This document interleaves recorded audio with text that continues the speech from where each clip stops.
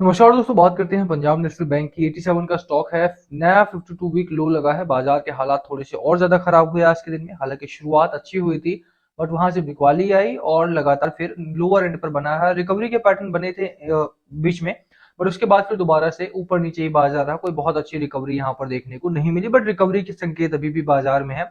कौन से लेवल पर है, पीएनबी में कौन से लेवल आपको वॉच आउट करने हैं, खबरें कौन सी आई हैं इंपॉर्टेंट पंजाब नेशनल बैंक से संबंधित, क्या यहाँ पर कुछ साइन दिख रहा है रिकवरी का, स्टॉक कब तक रिकवर करेगा, कहां तक जा सकता है।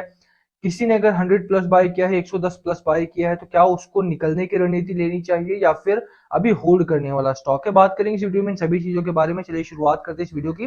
पर उससे पहले अगर आप चैनल पर नए हो तो प्लीज चैनल को सब्सक्राइब कर दो, हिट बेल आइकन, ताकि आपको नोटिफिकेशन मिल सके। चलिए स्टार्ट करते हैं। सबसे पहले बात बाजार की, क्योंकि बाजार लेड मार्केट है, अभी मार्केट लेड स्टॉक चल रहा है आपका। तो ओवरऑल अगर आप देखोगे तो बाजार की शुरुआत अच्छी हुई, जैसा मैंने कहा 0.37% के आसपास ऊपर खुला, भी अच्छा ओपनिंग हुई थी, गैप अप खुला। उसके बाद तेजी से एफआईआई ने बिकवाली करना स्टार्ट करा, फिर थोड़ी देर नीचे रहा बाजार और उसके बाद धीरे धीरे करके ऊपर नीचे ही बाजार चला। कोई बहुत अच्छा मार्केट नहीं रहा है। At the end of the day अगर आप देखेंगे तो निफ्टी 50 की जो क्लोजिंग आई है वो बहुत खराब नहीं, बहुत अच्छी नहीं, नॉर्मल आई है। हालांकि आज रिकवरी की उम्मीद थी, बड़ी रिकवरी की उम्मीद थी, जो कि मिड कैप ने और निफ्टी नेक्स्ट 50 के इंडेक्सेस में आप देख भी सकते हो कि यहाँ पर एक अच्छी रिकवरी भी आई है। अब यहाँ पर अगर आप देखो बैंकिंग सेक्टर में, तो बैंकिंग सेक्टर में थोड़ी प्रॉब्लम है। बड़े स्टॉक्स में प्रॉब्लम है और छोटे स्टॉक्स में अभी तक प्रॉब्लम थी, बट छोटे स्टॉक्स में लग रहा है कि हाँ ठीक है, थोड़ा सा रिकवरी पैटर्न यहाँ पर बना है। अच्छा, एक अच्छी बात पता है क्या, अच्छी बात यह है कि मिड कैप को और स्मॉल कैप को बहुत ज्यादा हैमरिंग होती है, बहुत ज्यादा तेजी से गिरावट होती है, बट रिकवरी भी उतनी ही तेजी से होने के चांसेस रहते हैं अगर आपके स्टॉक्स अच्छे हैं, अगर आपकी कंपनी अच्छी है, फंडामेंटल्स उस कंपनी के अच्छे हैं, तो उसमें उतनी ही तेजी से रिकवरी के भी चांसेस बनते हैं। बहुत ज्यादा टीवी के महागुरुओं ने ये बात बोला है कि मिड कैप में मत जाओ, स्मॉल कैप में मत जाओ, go into large cap, go into blue chip companies. But problem कहां पर है पता है, ब्लू चिप कंपनी या लार्ज कैप कंपनी में कोई भी बड़ा निवेशक पैसा नहीं लगाता। आप राकेश झुनझुनवाला साहब का पूरा पोर्टफोलियो उठाकर देखेंगे तो टाइटन एक ऐसी कंपनी है जिसमें उनका पैसा लगा हुआ है, अदरवाइज कोई भी बड़ी कंपनी उनको आपको नहीं मिलेगी। और टाइटन और आईएचसी जो इंडियन होटल्स कंपनी है, वहां पर भी उन्होंने बहुत लोअर एंड पर बाय किया था, जब वो मिड कैप थी, जब वो स्मॉल कैप थी। तो मेरा मानना है कि अगर आपके पास अच्छा कंपनी आपने रिकॉग्नाइज की है, अच्छा आपको तरीका मालूम है कि किस तरह से कंपनी रिकॉग्नाइज करते हो, तो मिड कैप में और स्मॉल कैप में ही यहाँ पर मौके हैं। बहुत ज्यादा बड़े मौके जो है वो मिड कैप और स्मॉल कैप में है। हाँ, थोड़ा एक्सपोजर आपको लार्ज कैप में भी रखना चाहिए। चलो ये तो जनरल बात हुई, बट हाँ मार्केट का हालात थोड़े से खराब देखने को मिले। उसके पीछे दो रीजन रहे। पहला कारण तो यही रहा कि जो सैटरडे संडे को जो इस तरह की खबरें आई, उसका बहुत इंपैक्ट रहा बाजार के ऊपर, और वर्ल्ड वॉर 3 के आसार भी देखने को मिले, तो वो एक बड़ी प्रॉब्लम देखने को मिली।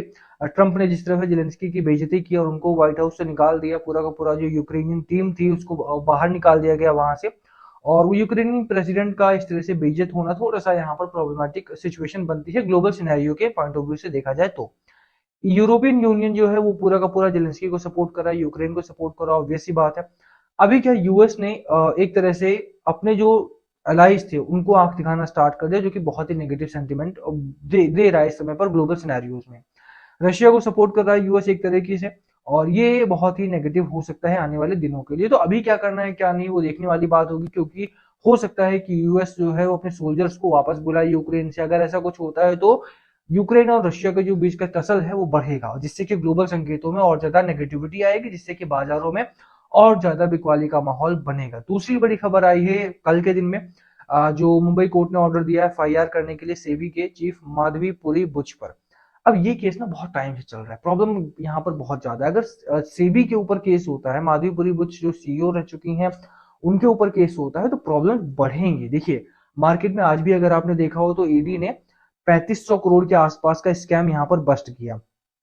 तो इस तरह के स्कैम्स अगर बाजार में हो रहे हैं और ये सीरियस चीजें हैं बाजार में, देखिए Modi versus Congress versus BJP नहीं करना है मुझे यहाँ पे, बट फिर भी अगर आप देखेंगे तो कांग्रेस के टाइम पे अगर ऐसी कोई चीजें होती थी तो उसको उछाला जाता था बहुत तेजी से कि इसमें सरकार का हाथ होगा, बट आज इस तरह के जो स्कैम्स हो रहे हैं उसको किसी के नाम नहीं लगाया जा रहा है।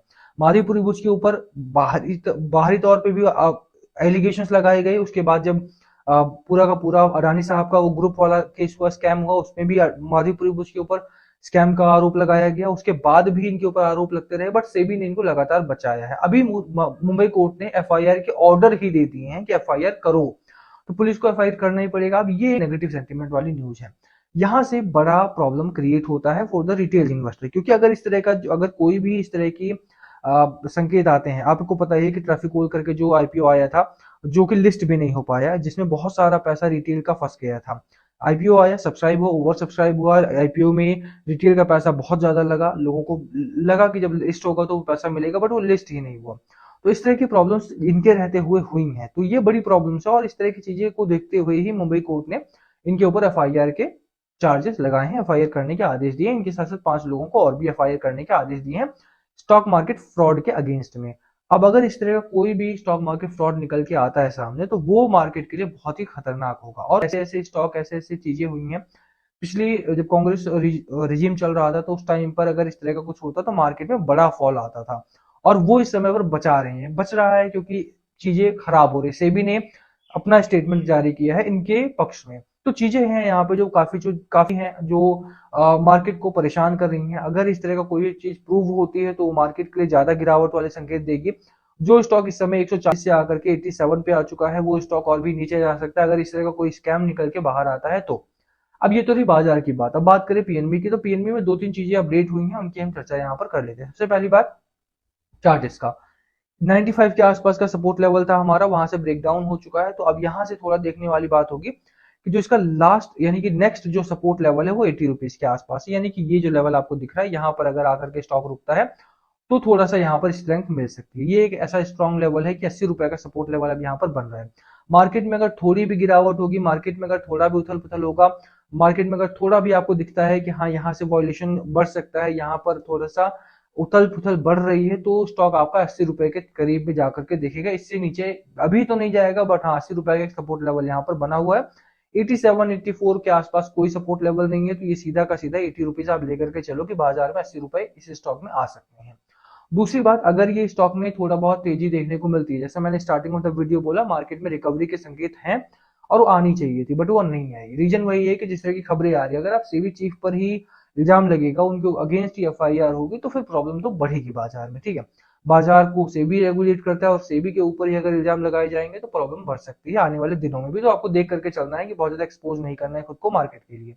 अब यहाँ पर 95 रुपीज के आसपास का एक टारगेट भी यहाँ पर लग सकता है हमारा। अगर मार्केट में रिकवरी के संकेत बनते हैं तो 95 रुपीज अगर ब्रेकआउट करता है तो वो एक आपके लिए शॉर्ट टर्म का टारगेट होगा। अब जब मैंने हम सेइंग कि ये सपोर्ट लेवल है, ये टारगेट लेवल है, दैट डजंट मीन कि आपको यहाँ पर खरीद करके 95 का टारगेट ही लगा देना है, या आपको बेच करके 80 का टारगेट लगा देना है। हम जस्ट सेइंग कि लेवल्स कौन से हैं जो वॉच आउट करने वाले हैं। ठीक है, इस बात का खास ध्यान रखना है। आपको खरीदना है बेचना, वो अपने फाइनेंशियल एडवाइजर से बातचीत करेंगे तो ज्यादा बेहतर रहेगा। जो लेवल चार्ट दिखा रहा है, मैं वो आपको बता रहा हूँ कि कहाँ पर क्या हो सकता है। तो अपर एंड पर जो एक हर्डल है, यानी कि जो 95 रुपीज का है, वो एक रेस्ट्रिक्शन के तौर पे काम करेगा आपका।